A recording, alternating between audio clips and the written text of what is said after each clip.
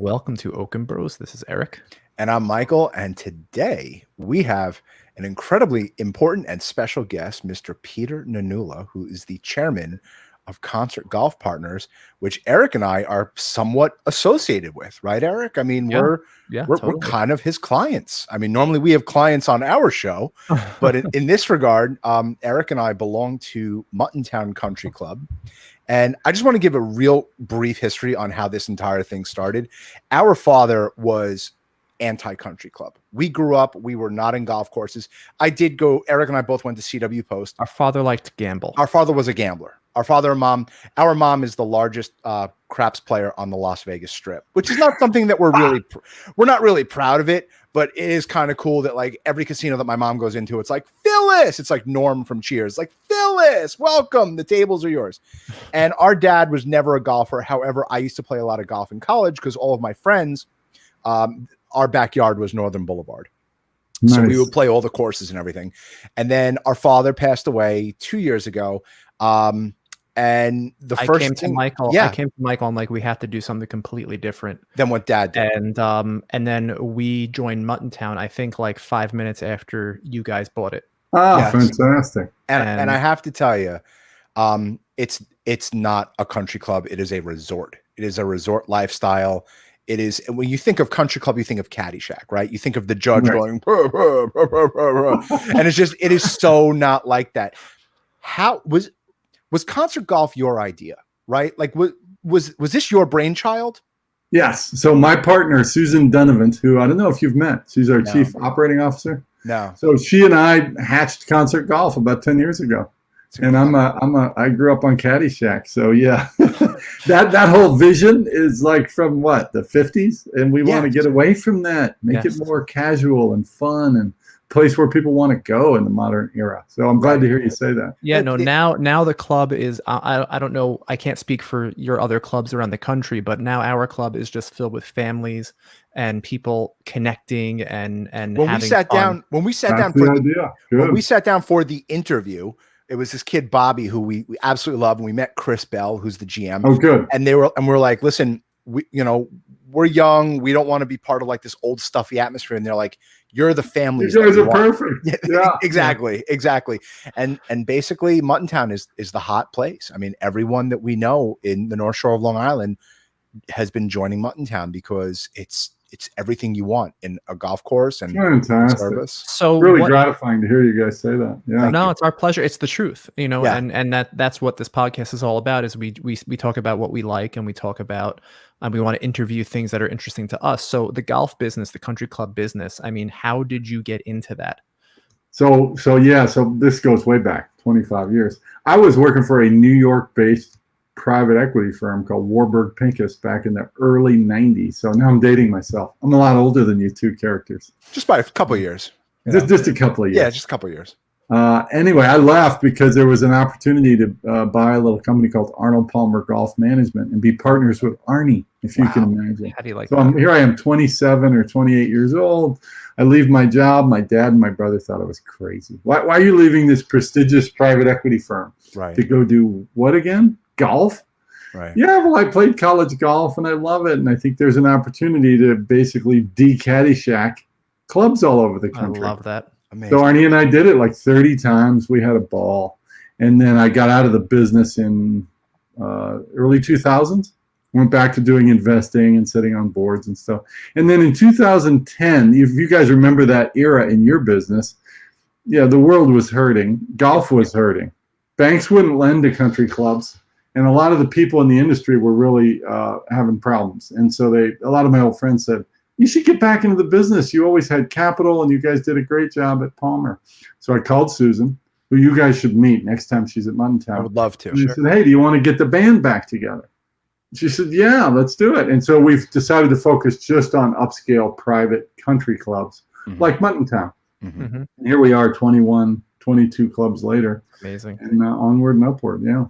So how do you turn around a club to become a profitable place? Like entity? Do they come to you? Do you actively seek them out? Like you have to seek them out.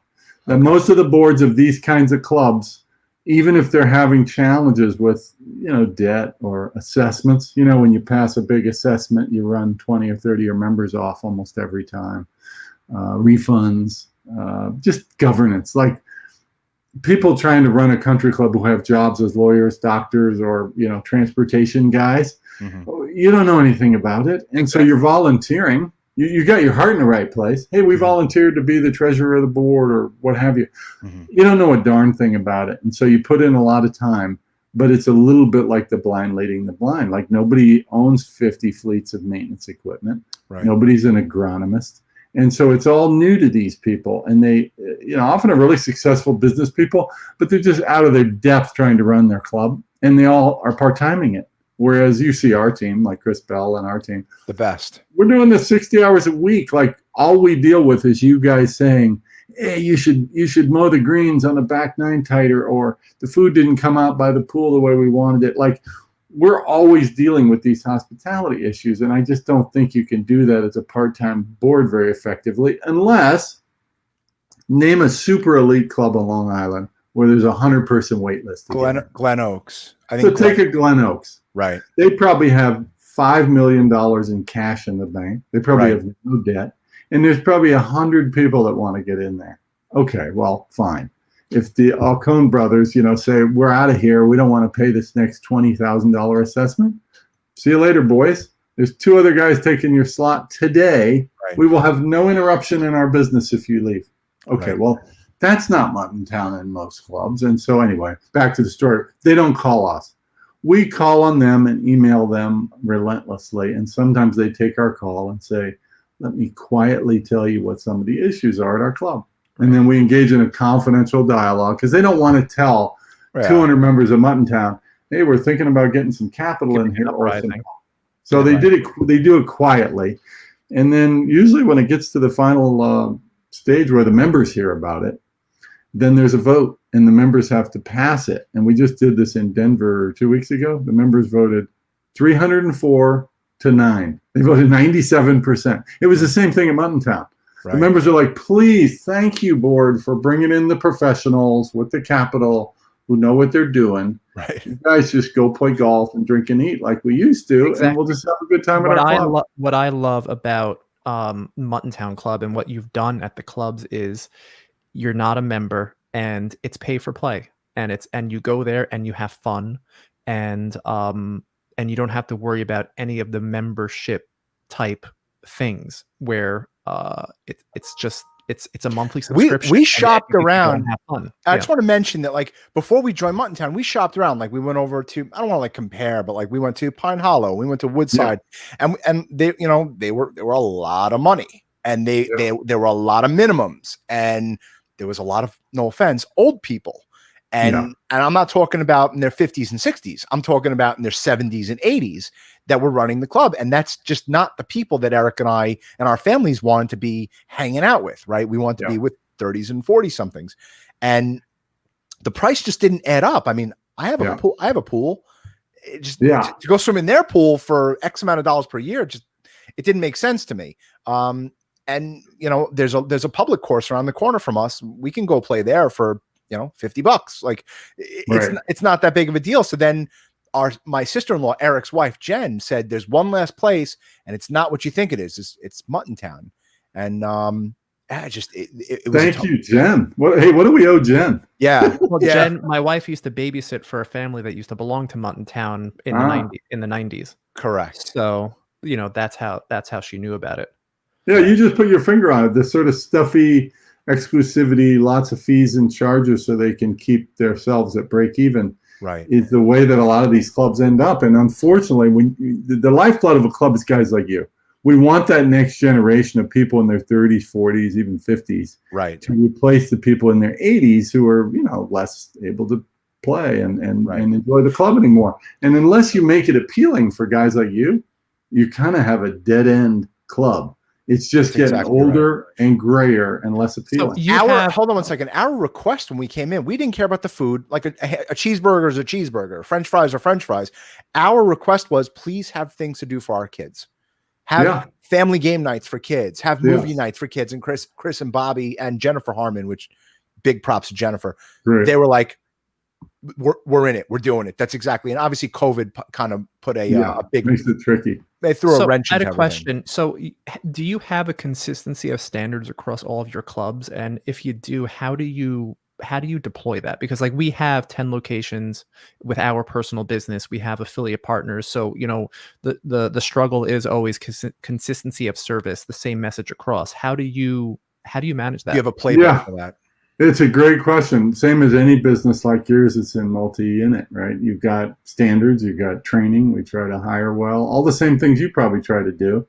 Right. And then when you see Chris Bell meeting with our corporate team, that's a lot of what they're talking about is standards for delivery of the golf experience, standards for the food delivery, all of it. But you're right. Every club is unique. Like Muttontown is different than most of our other clubs. Like Long Island is different. So we have clubs in Boston and Oklahoma City. And if you tried to put Chris Bell in Raleigh, it's a different vibe, right? And so the way we deliver the service and the experience. You could put Chris in Alaska and he'll survive. Yeah, no, he's fantastic. But you're right. It is a little bit different everywhere we go. And like in the Southern hospitality thing is a little bit different with the expectation. And then you have a club like Muttontown where some people are paying $20,000 a year. We have clubs in Florida where your dues might be $600 a month. That's really different. And so the standards of what you and those people are expecting, the type of golf course facilities and all that. But back to your point, Michael, like a kids club. Let's just talk about what should be common at country clubs in the modern era. Like it's not just guys playing golf. It's like it's a family club. And 100%. So if your wife doesn't like it, she's probably not letting you join. And if there's nowhere to put your kids, how the hell are you going to go out on Friday night? And so it's all part of the mix. And so I think most modern clubs are trying to pay better attention to that, and we certainly are. Mm-hmm.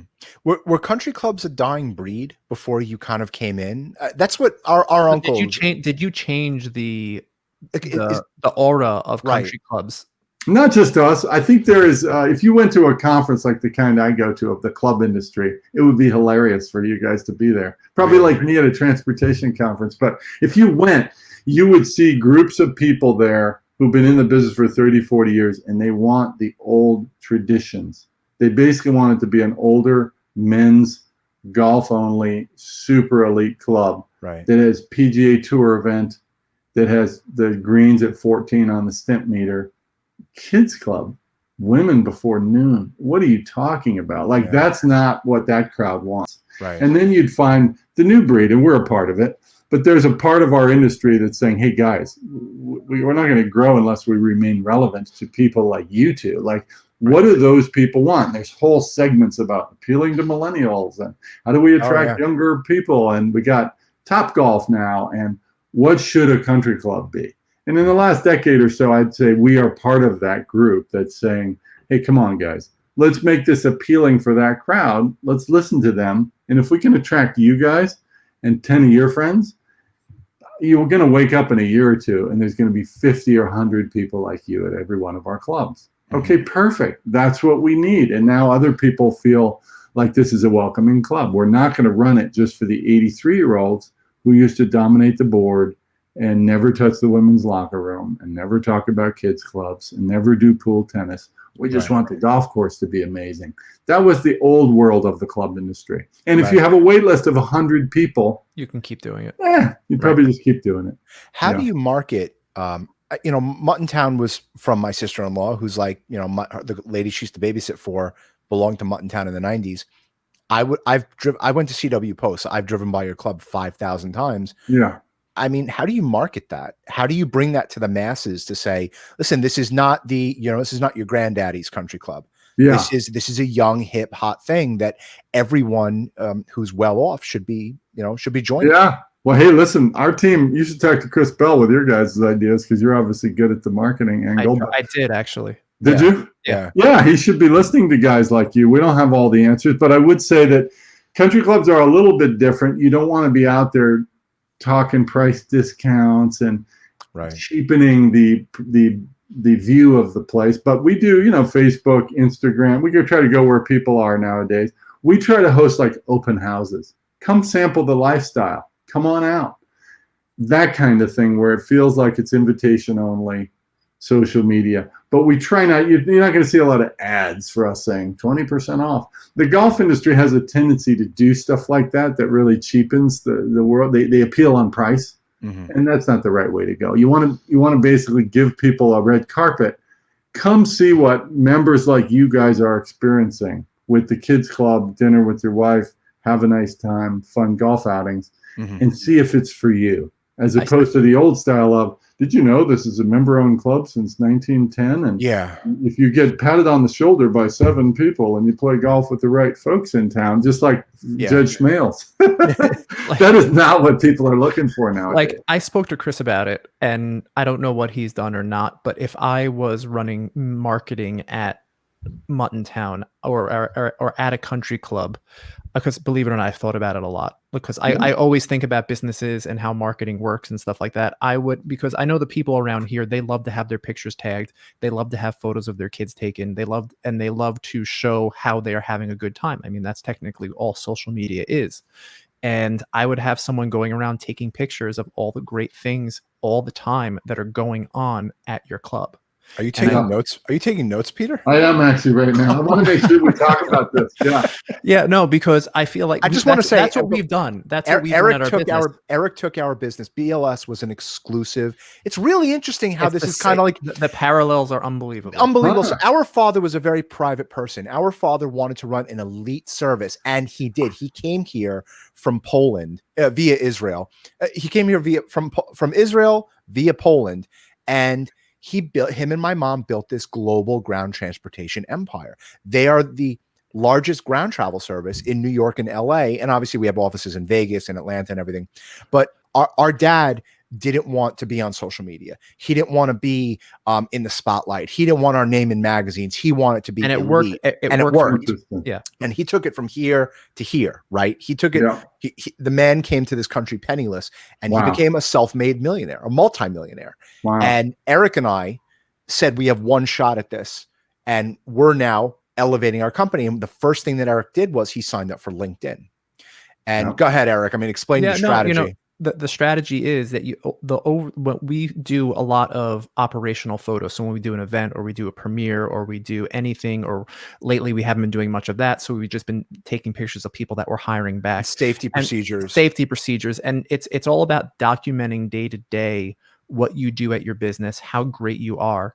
And then also we have our podcast that brings value to people. Like, hopefully this podcast that we're doing is going to bring value to somebody who is maybe on the fence about joining a country club, or who wants to know more about joining a country club, or who's interested in the business behind golf, which I know I am, and the marketing behind golf. Yep. And I just feel like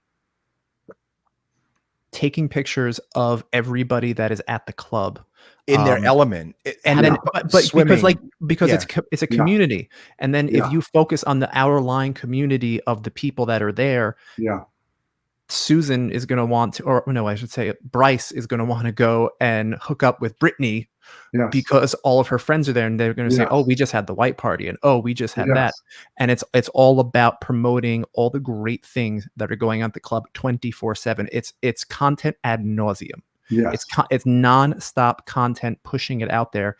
Take a picture of my brother and I teeing off at 7 a.m. Post it online. Love it. That's what everybody has to see.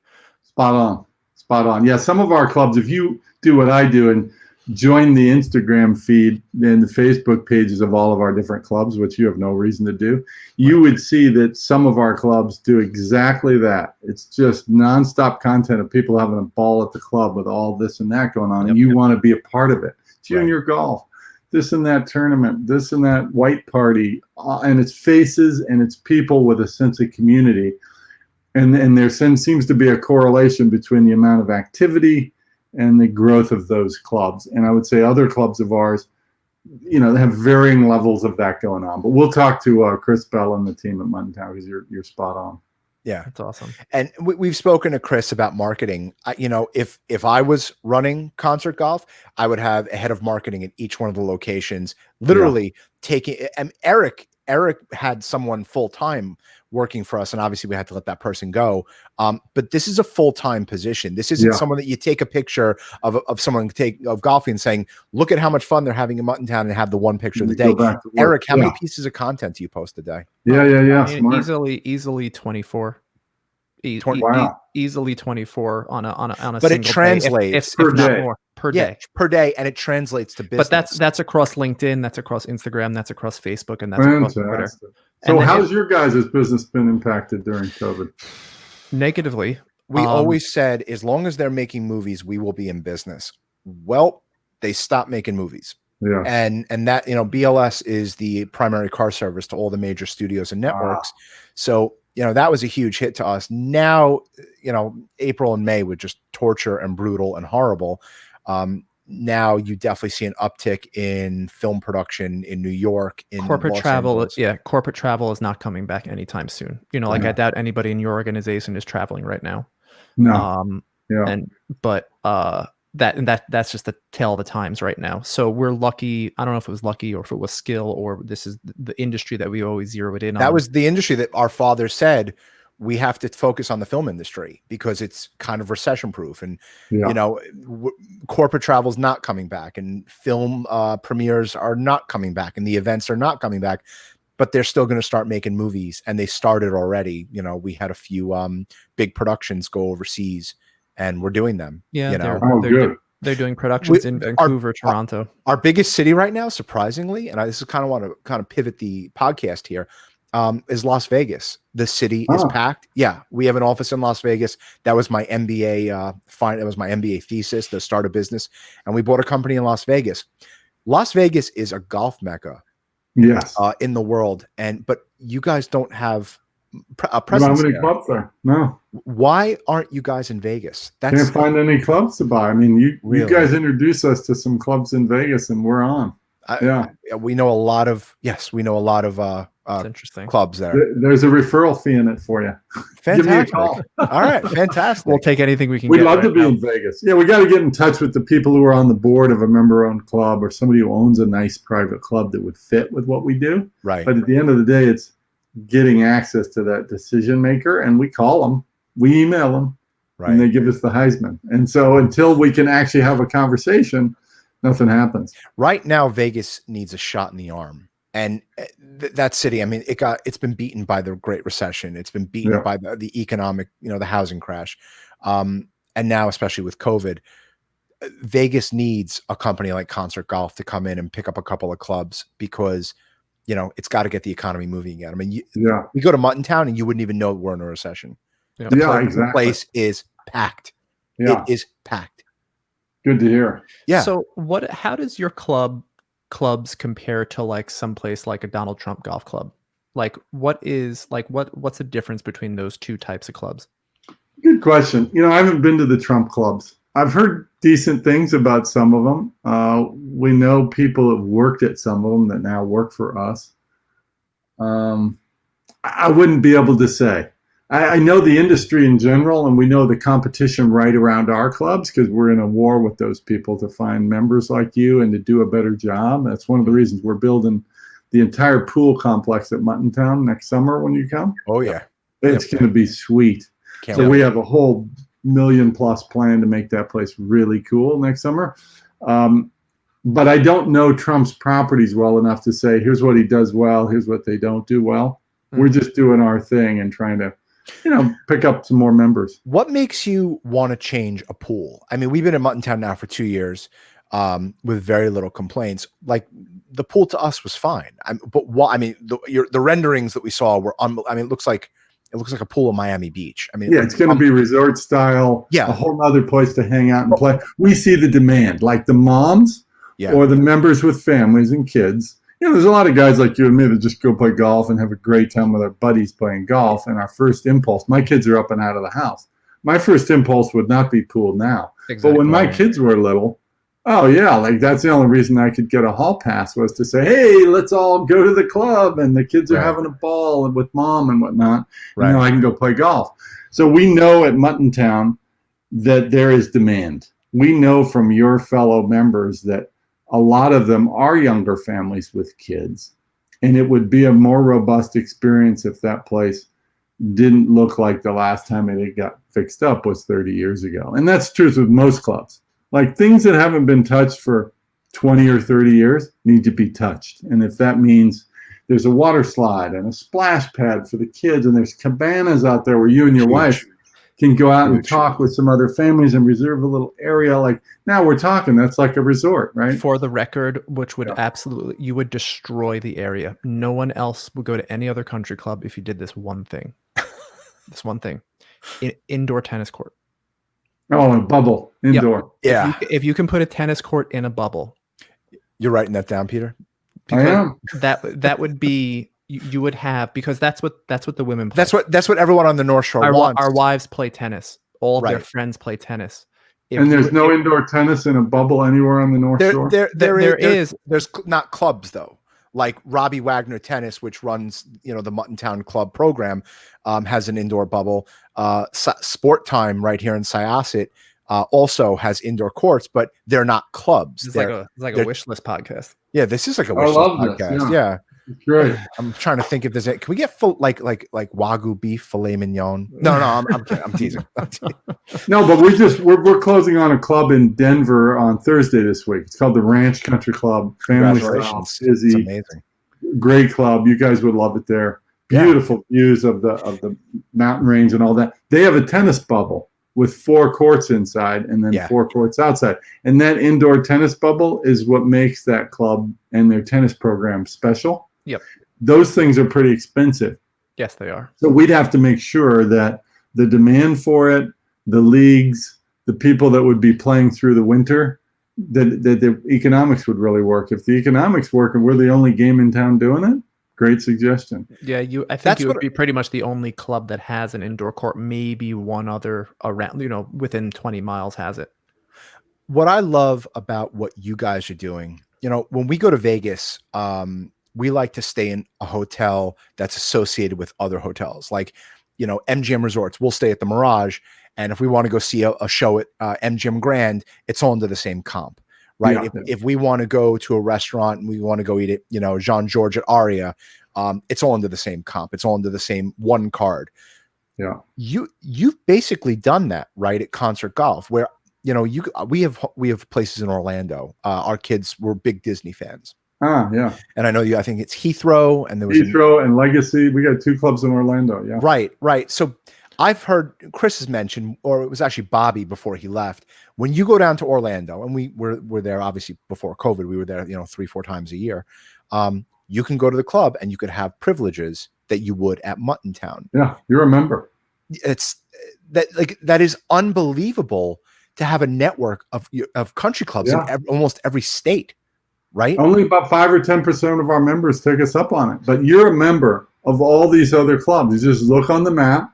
You ask your pro, hey, I'm taking the wife and kids down to wherever. Can you get me on Saturday morning? Bingo. It's just like you're at Muttontown.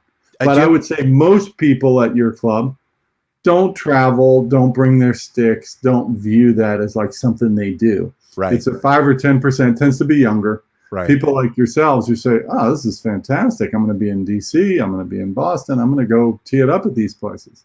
Right. Do you have any place in LA? Have you done Los Angeles We yet? don't yet. We are about to hear this week on a club in LA that we've been working on for a while. So we will have an LA location. Cross my fingers. Cross all of our fingers. Which area in LA? If you can. It's north.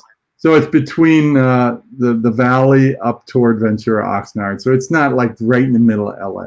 But we're still working. Like, we just need to talk to people at the boards or the owners of these kinds of clubs. And to the extent you guys have this huge network of contacts, people who are your clients, people who you know in business, just say, hey, we have a relationship with a group that does country clubs. Do you mind if we have them call you? Bingo. We'll just pick up the phone and call them and see if they are interested in what we could do for their club. Before COVID, we were in Los Angeles every 4 to 5 weeks. I mean, we have a business there. It's our largest business, Los Angeles. And I also have a book writing career and a screenwriting career. So I'm waiting on I'm waiting on the phone call, right, to say, okay, we're going to buy from you.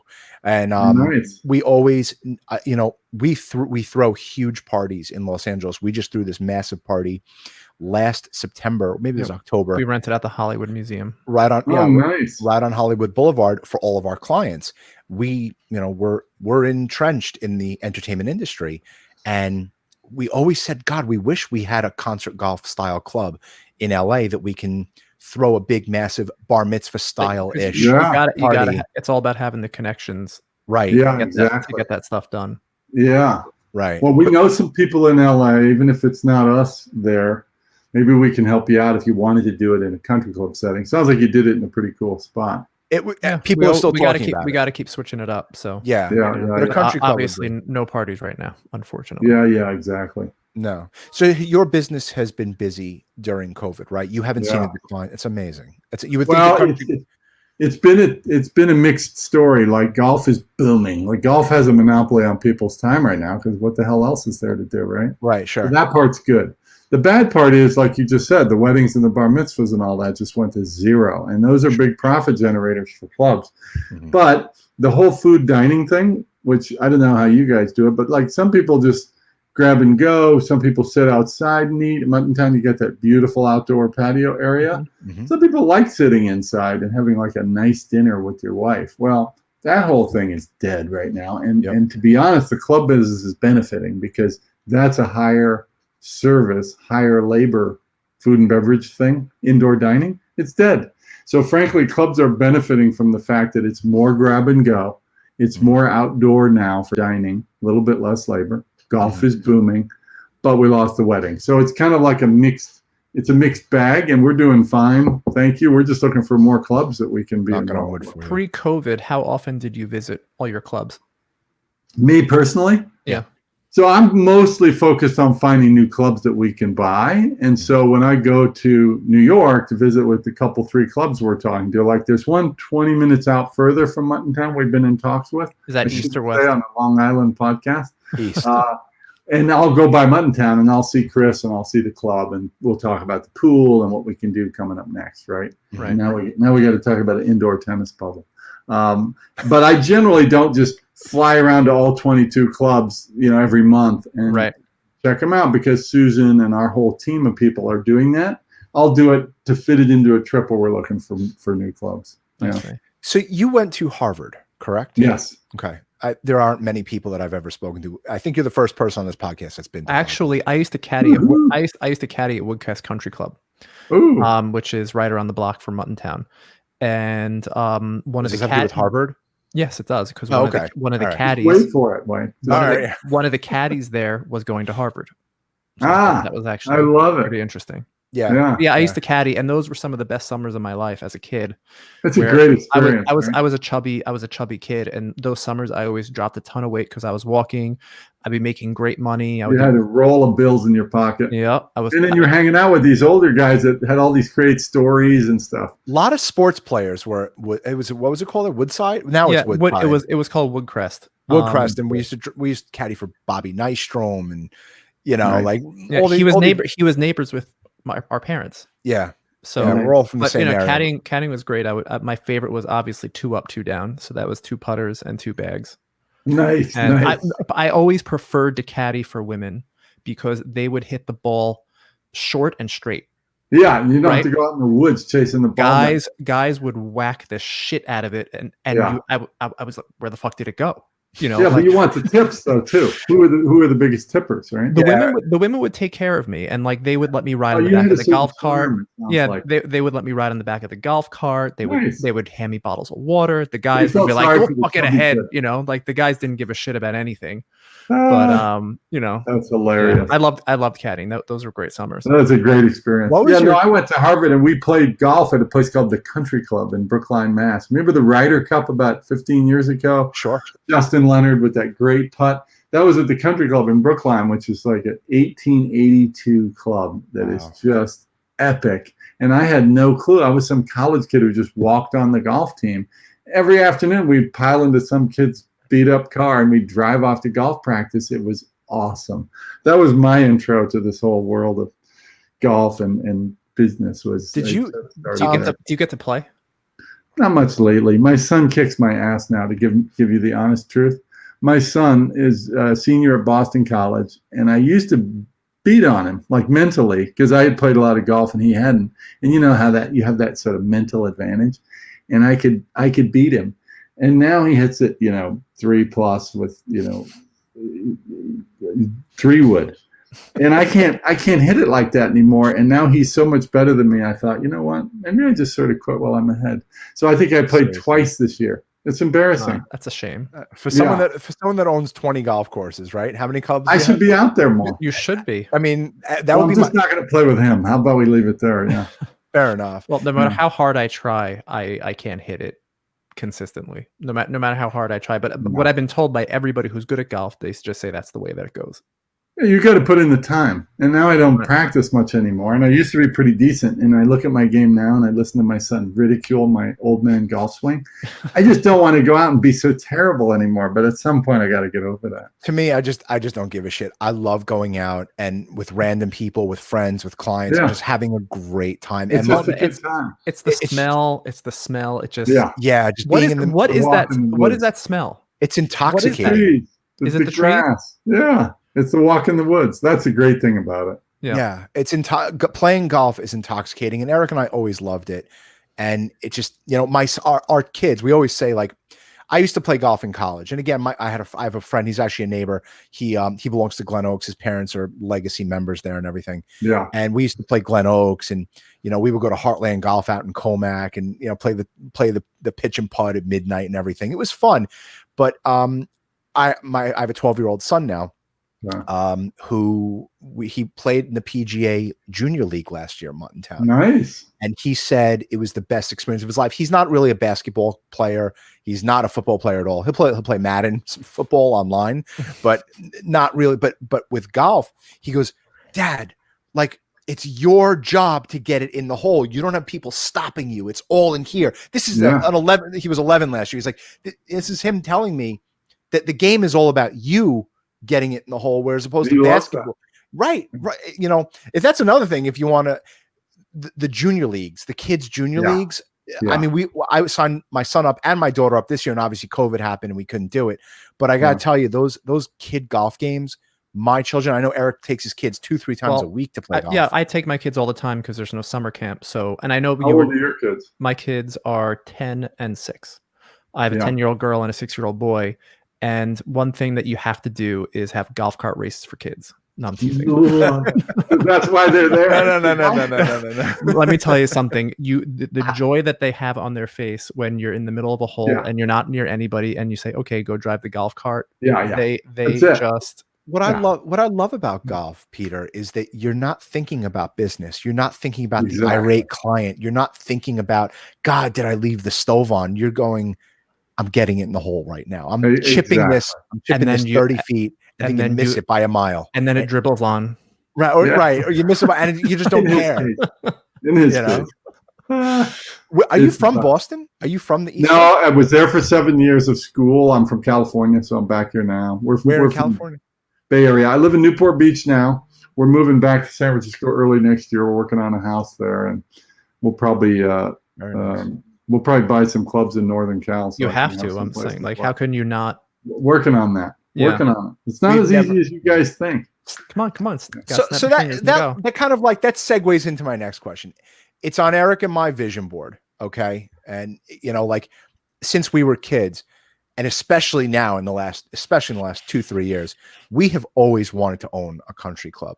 Is your goal to buy these, build them up into big, beautiful resort places, and then sell them to people like Eric and me who have the money to say, you know what, we want to own a country club with a few of our friends? We don't have any plans to sell them, but we just want to keep doing what we're doing. We love the club hospitality business, and there's a lot of clubs that need our help. So I think we'll just keep going. But I think for you guys, we have some employees at our company who think, hey, I could do this. And you guys are perfectly suited to it because you get hospitality, you get marketing, service. You see the role that it has in your life. 100%. And most of these clubs are kind of stodgy, if there's a word. Like, you could do a better job than a lot of the clubs, and you probably have the capital find a club, buy the club, and fix it up the way it would appeal to you guys, and hire a really good team like the Chris Bells of the world to make it happen. I think you guys would be very well suited to it. I wouldn't say that about everybody, but you guys have the right. You guys have the right vibe for how to do it. And it's a business, just like your business requires a lot of discipline and execution. Sure. You got to be on the details. It's like owning a bar or a restaurant. Like, the club's open like 6 days a week, and there's a lot to do, and there's complaints and there's issues. But it's like you said, it's the walk in the woods. It's a community. It's where people go to have fun and be with their friends. How could you not like that, right? It's a really fun business if you are wired like you guys are. Yeah, I feel like it used to get such a bad rap, country clubs, and you definitely brought in a new vibe into the world of country club, where it's definitely, it's more accessible because it's not member owned. And I think that's the key, that it is a corporation.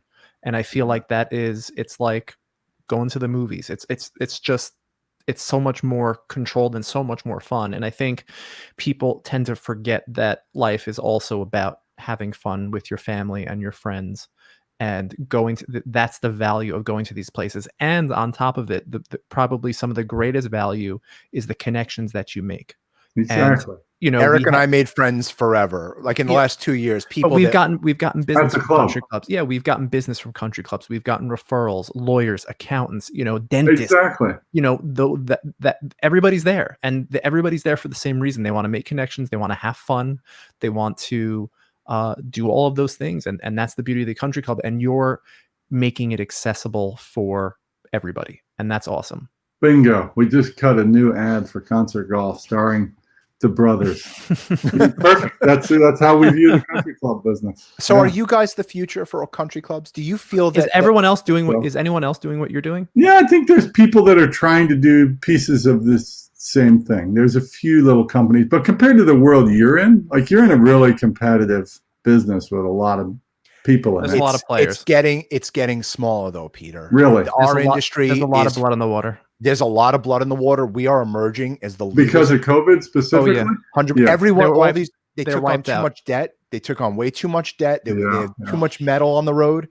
And one thing that my parents, especially our father, instilled in Eric and I, you have to be tight and aggressive, like poker. Yeah. You can't go and buy, and then think about, well, these are only the good times. The good times will always last. When our father always prepared for the bad times when the good times were happening. Smart. And during the bad times, he was always preparing for the good times. And that's what we've been doing the last 3 months. We've been preparing for the good times. Well, that means there's probably some little companies that you guys can buy in some places you've always wanted to. Now we're going to get it for free. Yeah. It doesn't matter because there are a lot of companies, there are a lot of big guys that are just way over leveraged. And if business and they're teetering, if business doesn't pick up before January, which it's not. It's not. Yeah, no, it's not. There's going to be a lot of dominoes falling. Good for you guys. Yeah. So no, we're just going to keep going. We just want to find more clubs. I mean, to be honest, there's 4,000 private clubs in America. That's great. About 3,300 of them are owned by the members. Wow. So our universe isn't 3,300, but there's probably 1,000 of them in there that are perfect for what we do. Right. Man, we only have 22 clubs. We got a lot to do. You're in your infancy. We can do this for another 50 years. Do you want to go public? I was just going to ask that. I really don't. You don't. I don't know how much you guys know about the public markets, but my brother has been a big time public company CFO, and I know a lot of people who are in public companies. Mm-hmm. I got to tell you real quick before you continue. My wife's aunt and uncle are very wealthy. They own a liquid natural gas facility in Texas, in Houston. And he owned a public oil and gas company in his previous life. And I was said to him, Uncle Michael, I'm like, Michael, what's that like? And he goes, you never want to be public. Exactly. And I trust this guy with my life. I mean, if he tells me do this, I will do it. If he says don't do it, he's the most successful person I know besides my father. Okay. Yeah. And he said, do not take your company public. You are at the whim and mercy of everybody. And you can't it's impossible to make everybody happy. That was I don't think you'll see us do it. Private is good for us. We got plenty of access to capital, and we'd rather just keep doing what we do as a private business. You okay, Eric? That my branches just came flying down off of trees because there's currently a hurricane going Oh, on. the hurricane coming through. Yeah. We're big into mediums and psychics, and a medium just told us last week, Peter, that we're going to be moving to LA. So nice. He said he sees us in the Pacific Palisades. So like, perfect. You know, getting out of this. This just fucking nonsense. This is brutal. Peter, thank you for coming on. Peter, where can people find you? Please send. concertgolfpartners.com. That's the place to go. My number's there. My email's there. Would love to talk to people in the club world. Peter, whatever you guys are doing, you're doing an amazing job. Eric and I are so proud to be in your universe. Awesome. Well, we're glad you guys joined Muttontown. You guys are bringing a lot to the party. Best decision we've made in many years, I have to tell you. Thanks honestly. a lot. We're going to sign off now. Hang out for 2 seconds. Thanks guys.